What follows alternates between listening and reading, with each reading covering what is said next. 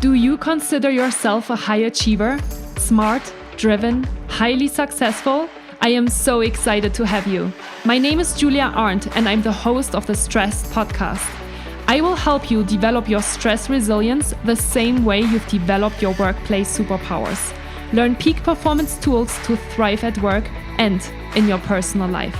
Let's get started. Hi, everyone, and welcome back to the Stress Podcast. I'm super excited to welcome our next podcast interview guest to the show, and it's Dr. Alexandra Ridley. Hi, Alex. How are you doing today? I'm great. How are you? I'm great. I'm super excited to have you on the podcast today and talk with you about hormone imbalances and how to manage stress and all the stress-related things. But before we jump into that, pick us up where you are right now. Where are you located? Which time zone are you at? And what have you been up to this morning? All right. I'm in Fairbanks, Alaska, which is an hour behind the Pacific time zone. We have our own time zone up here. Okay. And my morning so far, let's see, got my kid off to school and I have a podcast as well. So I just did a podcast interview and have been I also just recorded my 100th episode of my podcast. So that was kind of a big milestone I'm celebrating today. Congratulations. Another podcast guest that's celebrating their milestone. I just had another podcast interview this morning as well. And the other guest was also celebrating the 100th and the 500th episode for the two different podcasts. So yeah, awesome. big milestones. That's exciting. Yeah. Tell us a little bit more about yourself. So who is Alex? What was kind of your path and journey for the last, I don't know, where you want to start, 2 years, 5 years, 10 years? Yeah, all the years. All the years. So who I am, I'm a wife, a mom, a stepmom, a dog mom, a lot of moms, but also a business owner, entrepreneur, and doctor. I've been a chiropractor for 10 years, and I just recently retired. And that's part of my story that we can jump into a little bit. But these days, I'm a women's health coach and alternative medicine practitioner. So I deal with kind of the alternative side of the health conversation, especially around stress and hormones, which I know we'll get into. But my own journey really came to a head about 5 years ago. I went through, well, might have been even longer ago than that. I've always functioned with like a really high level of stress. And so I graduated Which I think a lot of people can relate to. Yeah. And some would say I thrived there, but not in a good way. I graduated from chiropractic school when I was 27, got married right away. We decided to move to Alaska for an adventure and a job for me, and found out I was pregnant 3 days before we came. And that was not part of the plan. And so I ended up having a really rough home life. The doctor I was working for up here is actually in jail for the rest of his life. He was not a good guy, high toxic stress there. And I was pregnant at the time. And then my now ex-husband struggled with alcoholism. And so he really didn't do well when we came up here. And so I went on this journey where I had lots of stress at home, lots of stress at work. My son was born 5 weeks early because of toxic stress. And I got to the point where I was having panic attacks and anxiety. And I was driving home one day and I couldn't breathe. And so I pulled over to the side of the road and got out of the car. My son was just kind of singing to himself in the back seat. He was almost 1. And I remember looking up at the sky and just asking, like, why has this happened? Why isn't this my life? And in that moment, recognizing that something had to change, or I was literally killing myself with the amount of stress. Yeah. And so that it wasn't a quick turnaround, but it led me on a journey. I've gone from having a nearly 7-figure chiropractic practice and 12 staff and a 6,000 square foot building that I bought and remodeled to completely reworking my career. But in recognizing that, well, my wrist was torn in about 6 places from my work as a chiropractor. And so that wasn't viable for me to continue doing adjusting if I wanted to actually have use of both my hands. But also recognizing like that I'd built a lot of stuff based on kind of the status of it and the not really based on what I needed or necessarily wanted. And so it's been a journey the last few years figuring out, like, it's okay to be true to myself. It's okay to not worry about what other people think, to make the changes that I needed to make for me. And, today I'm much healthier. I have no anxiety and panic issues. I had put on a bunch of weight. I've lost weight, and my wrist is still an issue, but I found this balance that I think when we're driven and high performing, it's still possible to be driven by status or, the thing. And I still find myself falling into some similar patterns, but coming at it from a much different perspective. So there's a lot we can unpack there, but that's Wow. kind of my Thank journey you. of Wow. how I've gotten here. Thank you so much for sharing all of that as well. I think it's, I think it's really powerful to share our stories and to show people that we are all just human beings and we're all going through extremely difficult situations in our lives. And we are not alone in this. I think oftentimes when we go through things like that, we think, why me and why is this happening to me? But I think when you start looking around, then you will realize that there's also a lot of other people that go through a lot of hard things. And I think if there's one thing that I learned in my life over the last year as well, is that we can do hard things and we can get through them, even though sometimes it seems like we can't. So pick me up a little bit. That all happened, that panic attack driving over to the side of the road. How long ago was that? That would have been about 6 years ago, I think. Okay.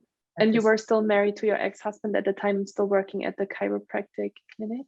Oh, so I left out. I'd actually started my own practice when my son was 6 weeks old. So at that point, I had my own business and it was going really well, but I had a lot of other stress going on.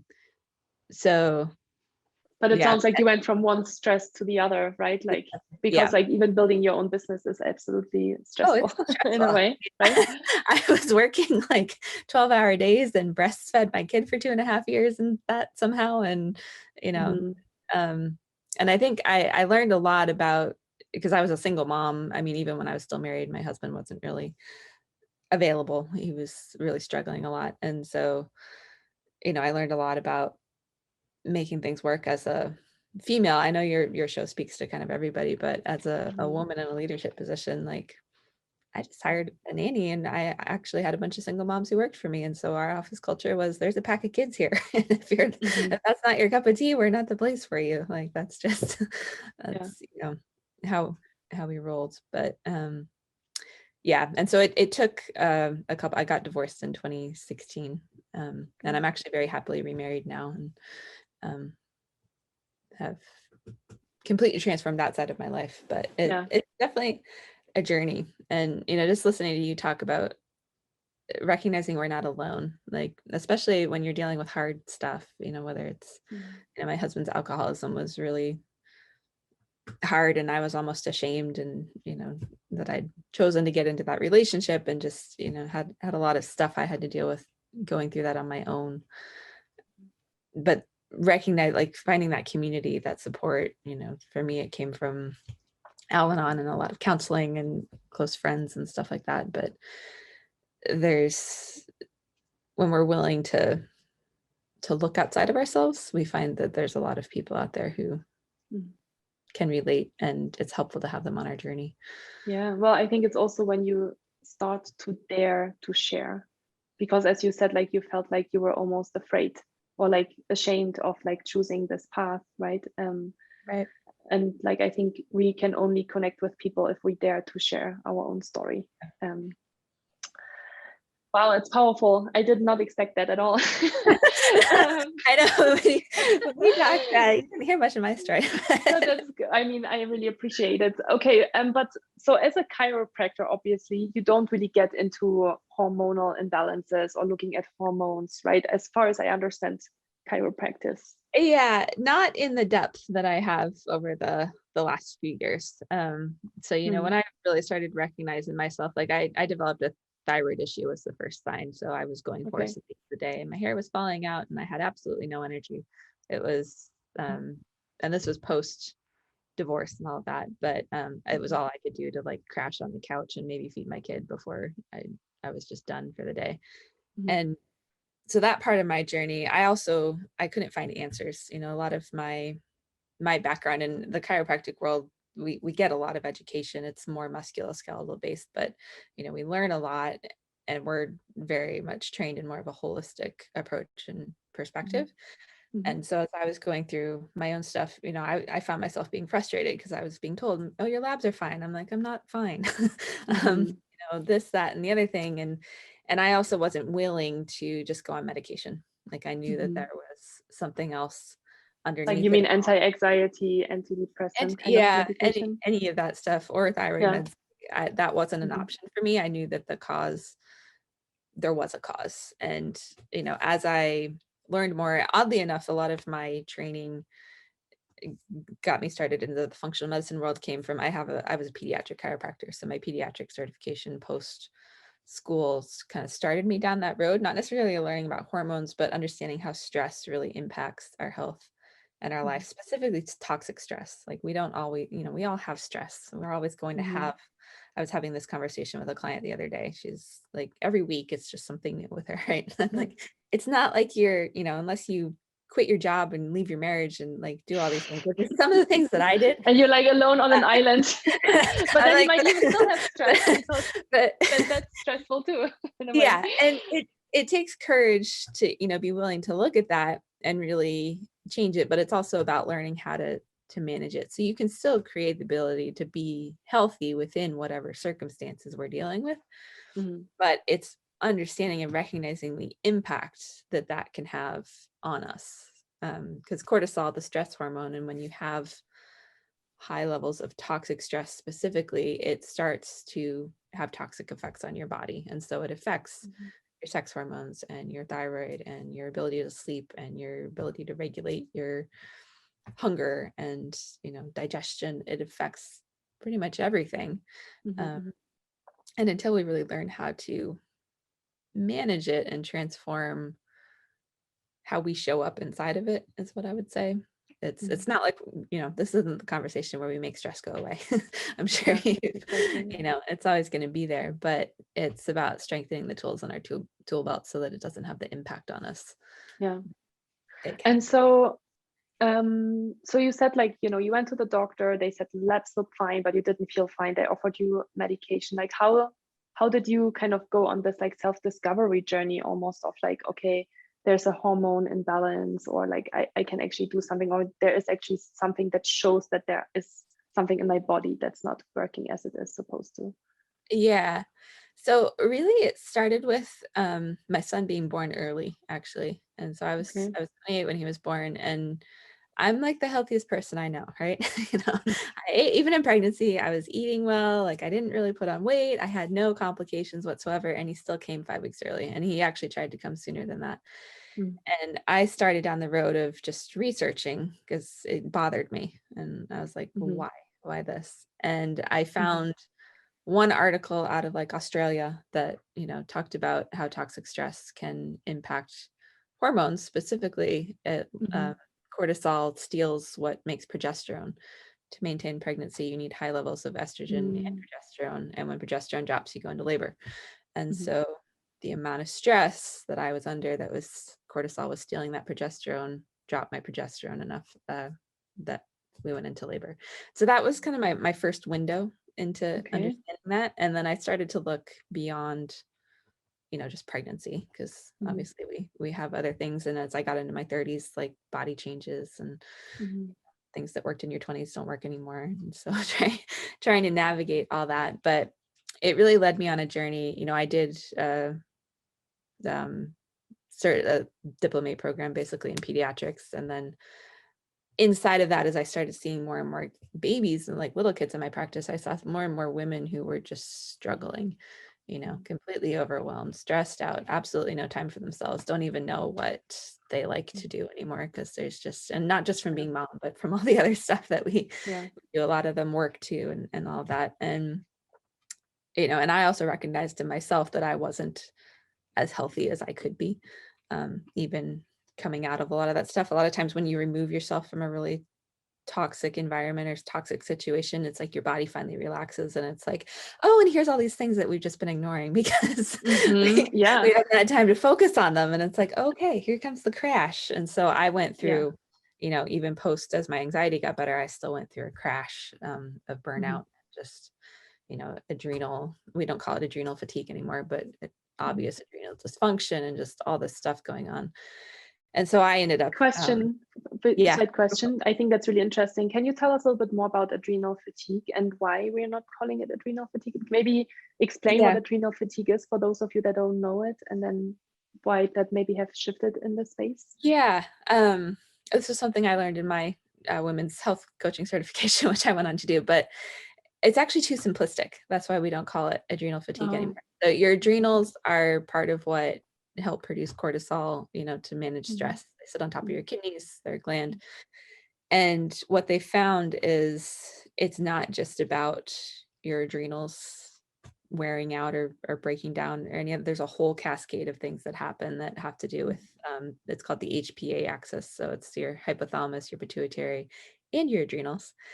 And there's a lot of things that happen at the hypothalamus and pituitary level that then end up affecting the adrenals. And so it's not just about addressing stress. You have to look at, there's also the hypothalamus, pituitary, and thalamic tract. And so it's like a pyramid of things that work together. So that, I don't know if that answers it enough. It does. Yes. Yeah. That's how I would have explained it. Yeah. So it's about that whole chain of events being dysfunctional, basically, is where we come up with the HPA axis dysfunction is what they call it now. Yeah. Okay. And so you learned about yourself, like you learned that some hormones were imbalanced, and then did you kind of go and explore ways of how to test that as well, to like see in a hormonal chart how that actually, what is normal, what's not normal, and so on? Yeah, the testing piece took a while. And we didn't talk about this, when you look at Western medicine specifically, like lab ranges and all of that are based on a bell curve of the population. Usually if you look at who's getting their blood drawn and tested, it's people who aren't well. And so normal gets defined as something that has absolutely nothing to do with normal function. And so I find, like, specifically, with thyroid, with women's sex hormones, it's the ranges aren't accurate. And so when we're, told, oh, you're fine. Like, I think the stats are, it's like 90% of thyroid issues actually are undiagnosed or misdiagnosed because that particular bell curve. They've been arguing about it for 30 years and never changed it. And so it, and, some of my learning, I'm still learning, but really starting to understand, if you have symptoms, it's a sign that, like, I would just assume that, something's not working the way it's supposed to. And then there are ways to address it, that don't have to involve getting on medication, as long as you've caught it early enough. And so that's where sometimes there's a time and a place for Western medicine, I will say. Like, if our bodies need the support to just get us out of bed in the morning to start doing some of the things that, will help us in the long run, then that's a time and a place for it. But there is a way to also not need it for the rest of your life, which, we tend to head in that direction. So you found that out about yourself, and then did you already start your health coaching practice at the same time, or was that because you learned so much about yourself that you then decided that you wanted to help other people with that as well? It was kind of, my journey led me into starting to do more. Yeah.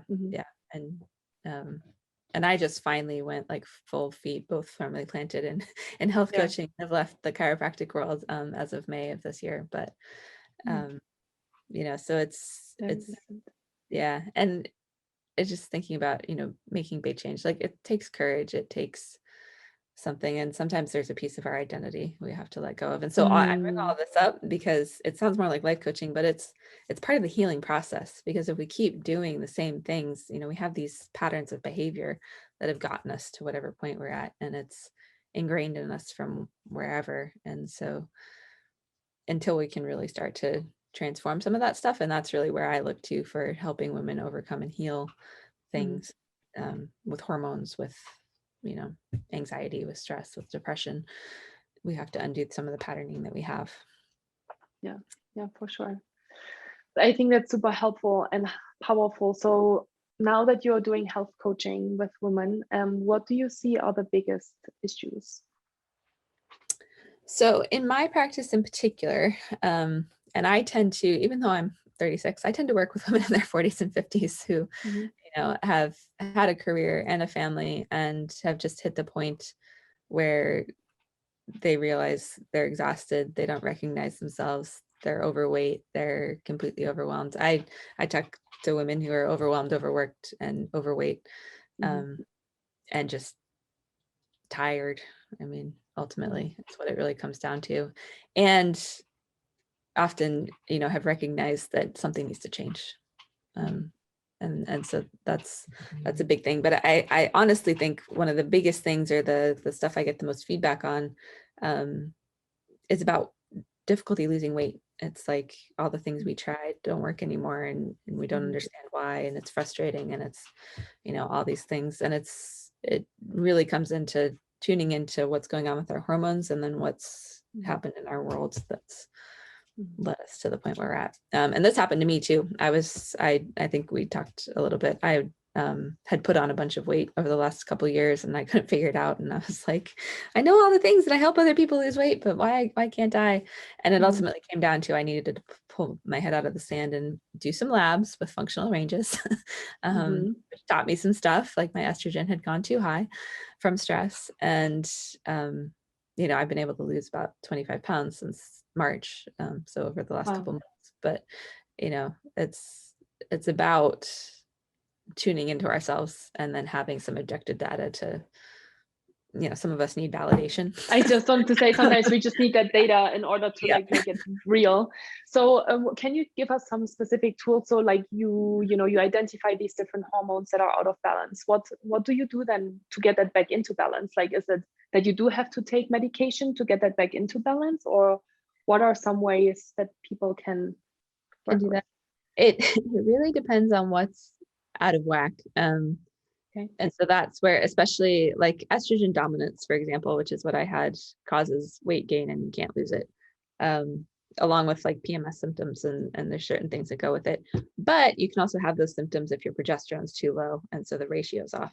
And so it's important to understand which thing is going on in order to tackle it right, because you can actually screw yourself up more. So I can, I took some supplements to help aid, and then everything else was through nutritional changes and food. And it's nothing earth shattering, getting sugar out of your diet. It's probably stuff that you've talked about, getting off the sugar, getting processed foods out. Dairy is another one that can be highly addictive, and our bodies aren't necessarily designed to handle well, but it's essentially taking away the things that distract the body from doing what it needs to do.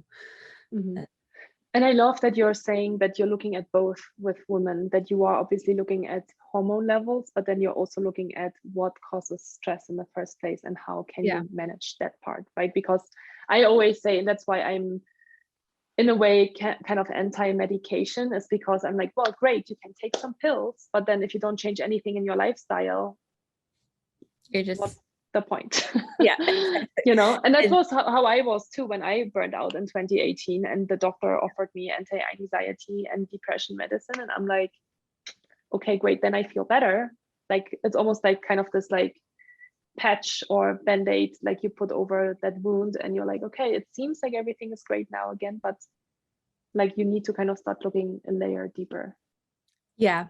Or like 10 layers deeper. There's a lot of 10 layers deeper. There's a lot of peels to the onion. And I think, I know you're from Germany, but especially in the US, we are so trained to, just cover up a symptom. Like, this thing hurts, okay, take this thing.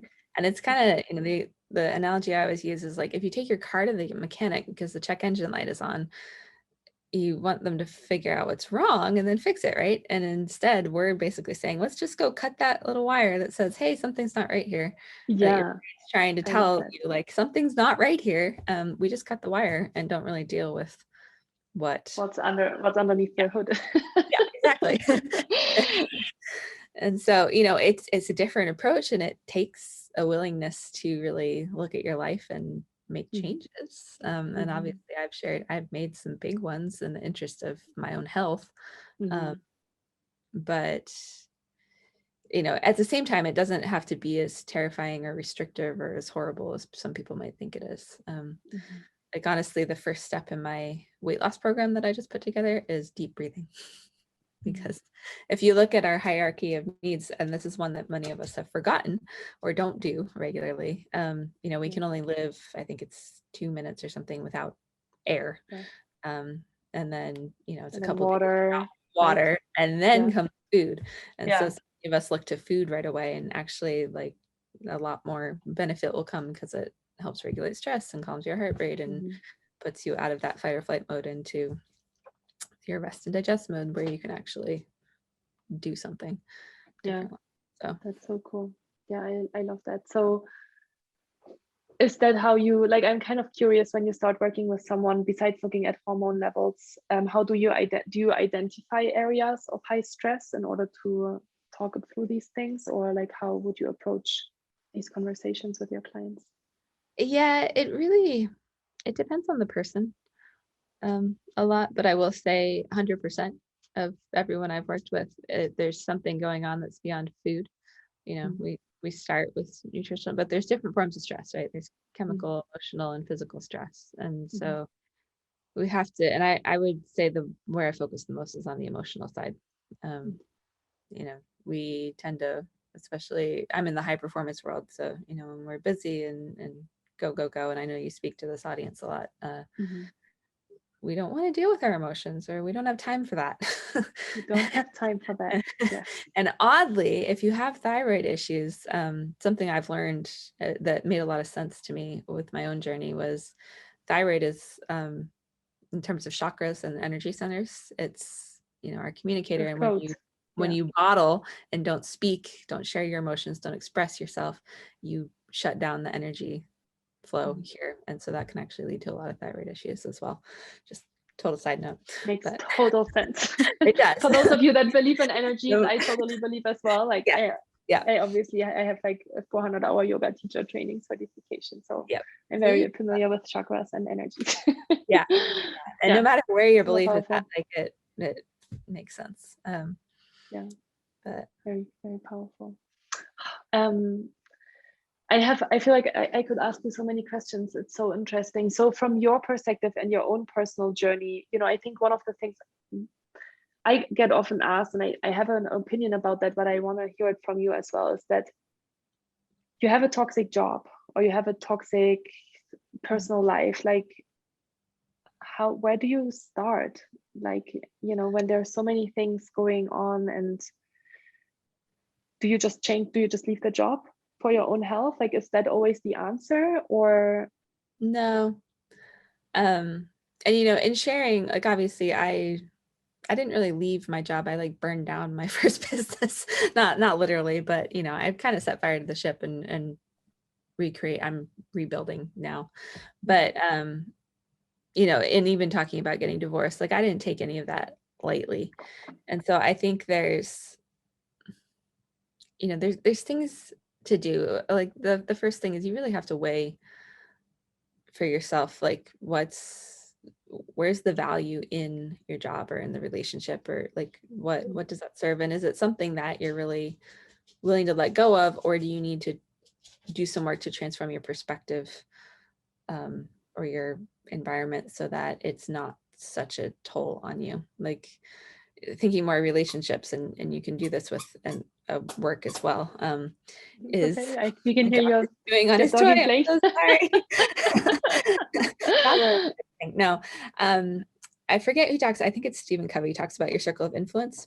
And so, you know, I've always talked about there's the people who are the giants that, you know, lift you up and empower you and make you want to be a better version of yourself. And then there's people who are like fun to hang out with, but kind of neutral on that level. They don't really push you in any way. And then there's the vampires who suck all of your energy and, like, you know, are just terrible to be around. It's exhausting for you.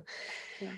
And when you're in maybe an environment that's not ideal or not as healthy as it could be, or, you recognize that it's impacting you in some way, but maybe you're not in a position where you can just up and leave your job, right? Or, get divorced or whatever it is. It's finding ways to cultivate and foster so you still have that positive input from other areas, can go a long way in just making a difference in how big the impact is on your health. Because I think when we get really bogged down in the negative and the, where things take a lot of our focus and take our power away and take our, enjoyment away, we either need to like really bolster ourselves around that with the good things, or make the plan. Sometimes it's just about making the plan to, get out. For example, I have a client I work with. She's a professor at a university, and she's so burnt out and just is done teaching, and knows she's not, performing for her students, and her home life is struggling because of it. And she's just so unhappy. And yet, because she's so bogged down and just not wanting to do it, she is really ineffective and inefficient with her time as well. But we've been working together for almost a year, and I was finally like, okay, let's just set a date, like just make the plan. When are you going to be done? And, and then work backwards and figure out what needs to happen between now and then to make that a reality. What she wants to do is right. And I'm like, okay, very cool. Yeah, do it. But some of us, I think it's always so easy to say when you're on the other side. No, I think like you've been there, I've been there. I can relate to the fear of before you leave. Now I'm also like looking back, and I'm like, I could have done this earlier if I would have wanted to. But obviously, there's also a reason why things happen at the time that they are happening, and I believe totally in that too. But it's always very scary on the other side, and you just don't know what's on the other side, and then you just rather stay in the uncomfortable than go into the uncomfortable, because you don't know if that's more comfortable or not more comfortable. Yeah, it's the uncomfortable unknown. Yeah. Was there something for you that was like, I mean, obviously besides like the panic attack and, there were obviously a lot of signals, but I'm sure that even when you're in it, those signals might also not always be that loud, right? That you're like, oh, I should really pay attention to this, because you're in a way kind of used to it, or habituated to high stress, maybe not so nice manager, or, boss, and, maybe also the relationship. Like, what helped you in this process to be like, besides maybe the right people that surrounded you, like, was there something where you're like, okay, this is what I did, or this is what I heard, or that really helped me shift my perspective? I think the biggest thing, and this is a hard one to recognize or take on, is, we can't change other people.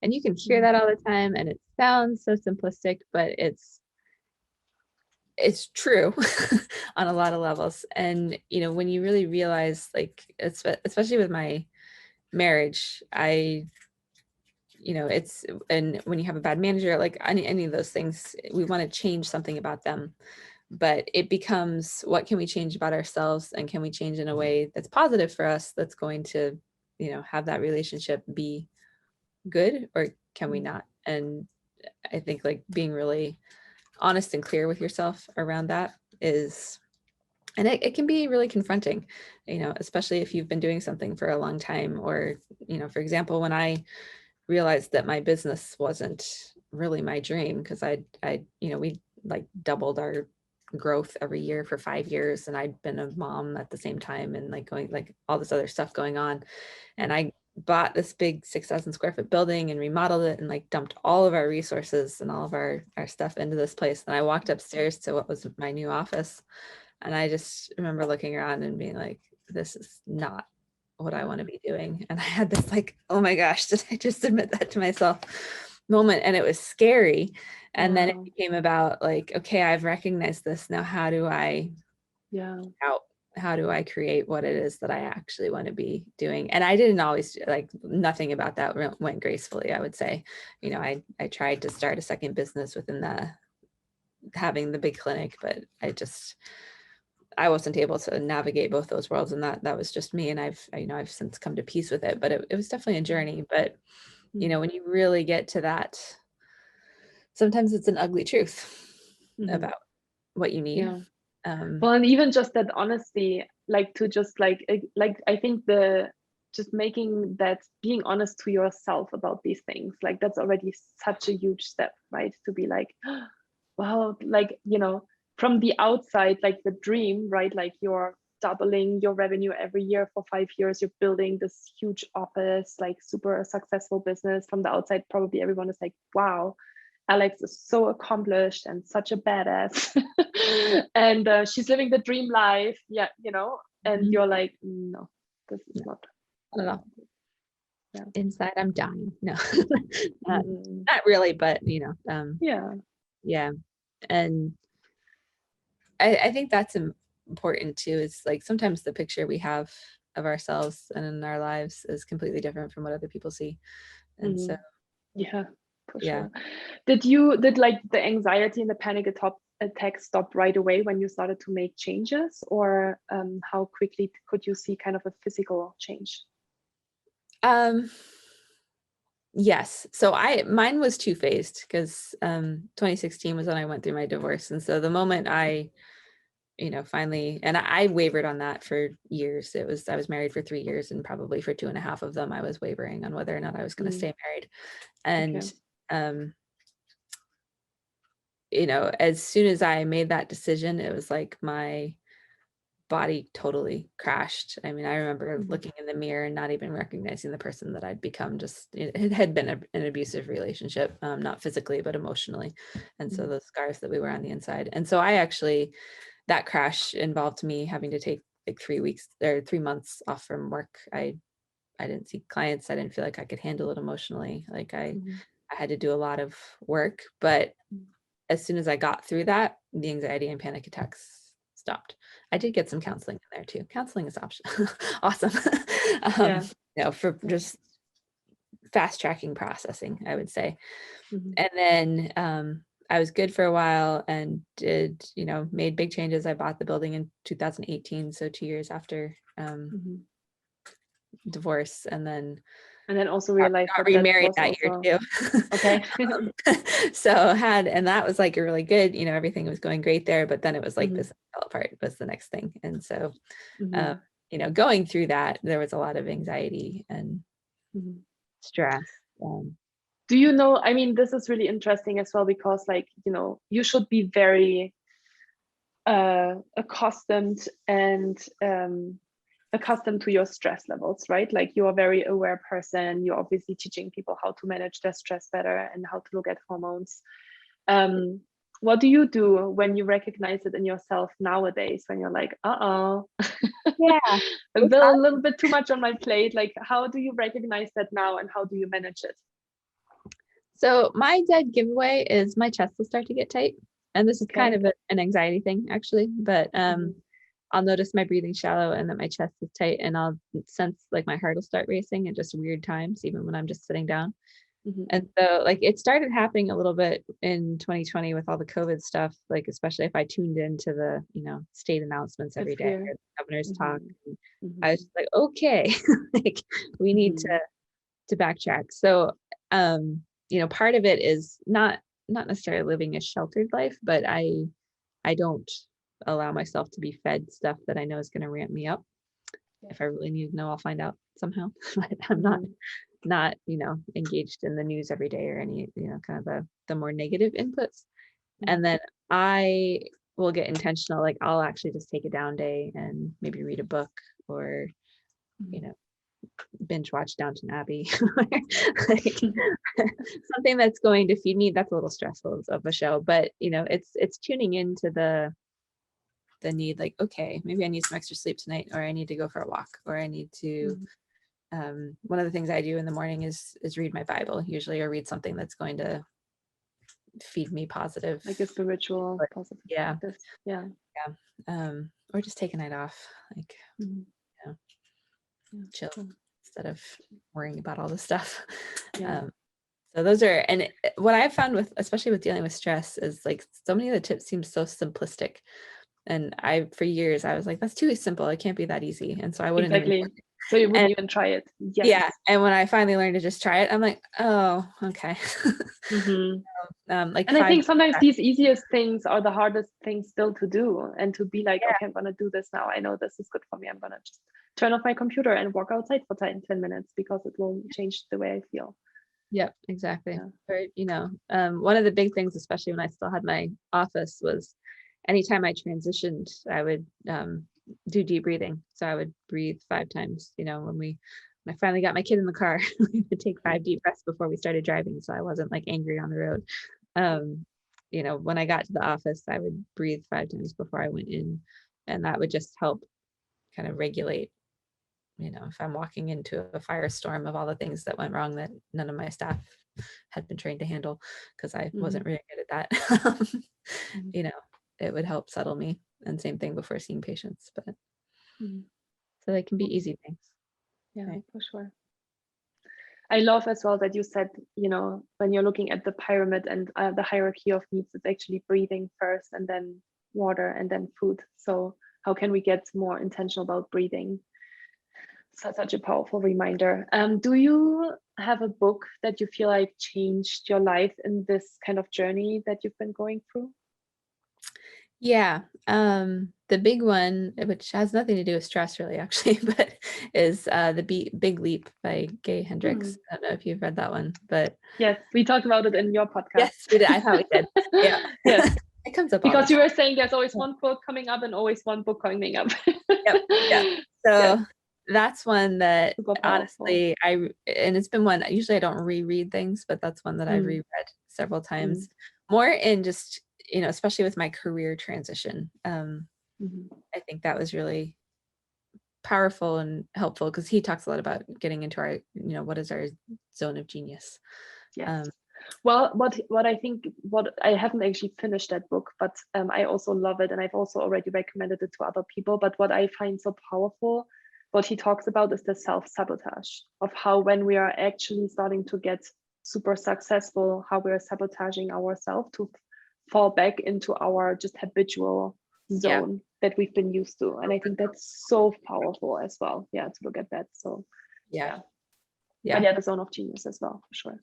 Yeah. And I think he, you know, it's in how he explains it. I learned a lot about myself just in recognizing my fears and like, what are my triggers and what really drives that. So yeah. And so now, since we mentioned it, what is the quote that you always that you always refer to in the podcast? It's so funny because I brought this up on my 100th episode today, but the quote is the Marianne Williamson quote about our deepest fear is not that we are inadequate, but that we are powerful beyond measure. And it's not our light, but it's basically about letting your light shine so that other people can shine around you. And you know, and I will say, like, especially as a leader, because I had a big staff and kind of learning how to create culture and all that stuff. Like, I don't know how much people in your listenership are like in the corporate world or, you know, in those leadership roles. Many. Yeah. A big transformational piece for me was like working on myself and really getting good with me, and then learning how to read other people's personalities. So like I used disc profiling for that, but it took so much stress off and just up leveled the conversations that we had and the communication that part of what I'm bringing this up for is, you know, maybe you're in a stressful job or you're wondering if you should transition, but sometimes you might just need to be the catalyst for the change in that environment too. You asked me, is the answer always leaving? And maybe I would work on yourself and then decide, you know, is this where I can I grow into what I need to be here, or have I outgrown what this is? Exactly. Because at the end of the day, we take the bad habits with us to the next place as well. No matter if it is the next team, the next corporation, or even your own business, I feel like we just have our patterns and our habits that have served us in ways. And then, you know, oftentimes, especially when we are suffering from high stress or toxic stress, we haven't learned healthy coping mechanisms of how to deal with it. Or we haven't dared to look at the answers that are lying underneath. I think that should be looked at underneath. And it's always a journey. I mean, even like last week, I've been kind of doing a push with a new marketing campaign, and so I was working more and on my computer more, and I actually got migraine for the first time in my life, and I was like, huh, that's interesting. And it sucked, and it took me out for a whole day, but I was like, okay, so we got to like back it up, find that balance. I don't have to do it all in one day. It's recognizing. So like, that's a pattern I recognize that still comes out in myself, that I'm much better about managing. But if there's like it's finding that balance between like, okay, we can push, but also not kill ourselves in the process. So yeah, absolutely. All right.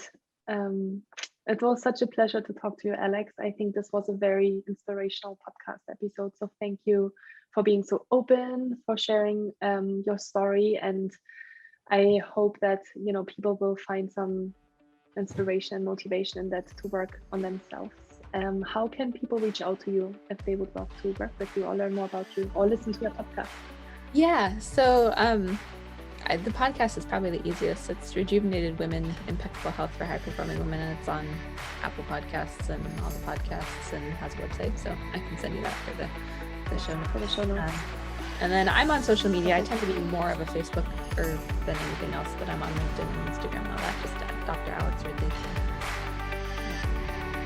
Thanks. Well, thank you so much, Alex. I wish you a wonderful rest of your day, and thank you so much for joining us today. Thank you.